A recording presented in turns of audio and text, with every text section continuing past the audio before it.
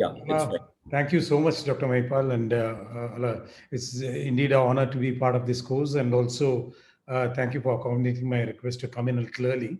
I'm just going to show you a series of video clippings, and this is congenital subluxated cataract, Marfan's disease, and this is one of the few situations where I go ahead and use a high molecular weight viscoelastic because getting a good rhexis is extremely important, and I think, and also you have to realize that centering your rhexis on the capsular bag is important rather than centering it on the pupil, because the ultimate position of the intraocular lens is going to depend upon the position of the capsular bag, which is going to be tethered to the sclera.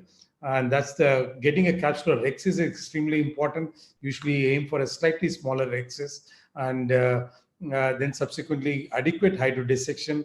No rotation of the lens is done because that might compromise whatever little support that is there. Then you introduce the endocapsular ring as late as possible, but as early as it's required.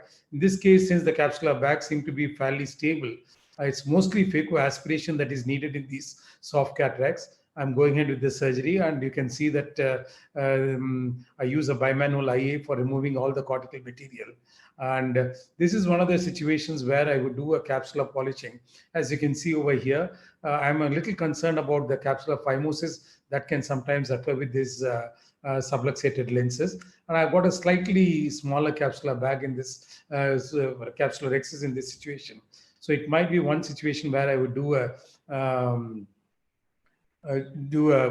capsular polishing. The endocapsular ring, since I found the bag to be quite stable, goes in right in the end. This is a slightly older video, but since in Marfan's it's a progressive condition, I might have considered putting a CTS or a Sionis ring now, but on the table, since it appeared very stable and it was a limited displacement of the lens that I had, I go ahead and put in a conventional endocapsular ring, and also put in a single piece lens within the bag, and that's the end of the surgery. Now, going on to a slightly different situation, here you can see it's a traumatic cataract, and already you can see the area of the dialysis, which is quite obvious. In these situations, it's always a good idea to go ahead and stain the capsule, and once because you need a good control over the capsular rhexis. And I believe in these situations, once you get an adequate capsular rhexis, which is reasonably well centered, almost 50% of your surgery is done. And it's extremely important that the capsular rhexis is intact. These are iris hooks. Capsular hooks may be even more beneficial. But once you tether the capsular bag onto the limbus, then you find that the entire procedure comes under better control. As I said earlier, in this case, because the capsular bag was a little more unstable, I go ahead and introduce the endocapsular ring a little early. This in traumatic cataracts is not a zonulopathy, which is progressive. So that's the reason that if you're able to get a fairly stable bag on the table, that's what you are going to leave the patient behind with. And that's the reason that I'm just introducing an endocapsular ring. And you can see that all the maneuvers have to be quite simple, and it's also lower parameters are used in these cases. It's always a good idea to prolapse even the nucleus into the anterior chamber and do an anterior chamber phacoemulsification. This is a lens with zero asphericity which is implanted, because this is the one which is most tolerant as far as displacement of the bag is concerned. This is a lens, you can see I'm proceeding with phacoemulsification. I did not expect it, but as I went ahead with the chopping, I could see there was a significant zonular dialysis that was there, which was essentially in this region. So what I'm going to do is this was also a fairly shallow anterior chamber. You can see the peripheral iridotomy over here. So immediately I just fill in with viscoelastic. I introduce the endocapsular ring in place, and then subsequently place a capsular hook that is going to tether up the capsule. And once you have this hook in place, then there is a certain amount of safety with the endocapsular ring also in place. You feel that things are much more calmer, under better control. And as I was mentioning in the earlier case, in these situations, using adequate amount of dispersive viscoelastic, it might be a good idea to do most of the phacoemulsification after prolapsing the nucleus into the anterior chamber, because you want to disturb the bag as little as possible. it's a good idea to introduce the intraocular lenses subsequent to removal of the capsular hook, but sometimes it can be done even with this in place. It was a single piece intraocular lens that was planned. That's the reason I had a 2.2 millimeter incision. But I always feel that whenever you have a three-piece, whenever you have a problem of a capsule not being adequate and being a little tremulous, it's a good idea to introduce a three-piece lens, and preferably in the sulcus with an optic capture. And you can see it's a multifocal lens that was planned in this situation. Even then, we have a stock of multifocal diffractive lenses that are available. Even in these situations, I would not hesitate to switch over to three-piece lens. And this is what you see on the first post-operative day.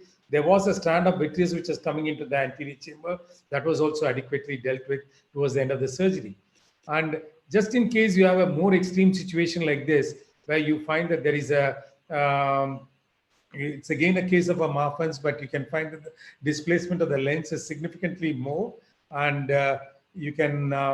This is the here again, getting a capsular rhexis is the greatest challenge. You have to remember that whether you're using the laser platform or whether you're using it manually, getting the rhexis reasonably well centered on the capsular bag is extremely important. These are soft cataracts. That's the reason that I'm just using irrigation aspiration to remove the lens material, and exactly opposite to the area where there's maximum displacement of the lens, I'm going to tether this lens with a Sionese ring. There is an eyelet over there. A Hoffman's pocket might be an even better idea, but I prefer these steel pockets, which I think adequately buries the suture. And you can see that Sionese ring being slipped up. You cannot use an endocapsular ring injector in these situations.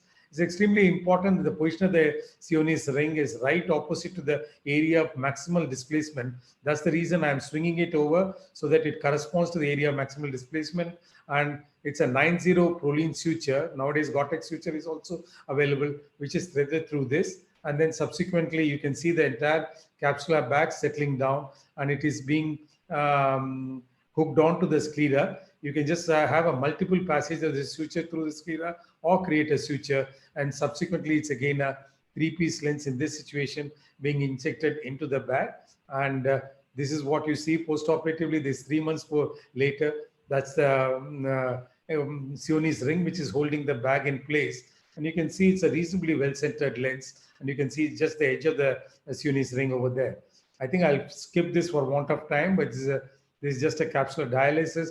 Just for the sake of completion, I'd just like to show this video where we essentially use a femtosecond platform.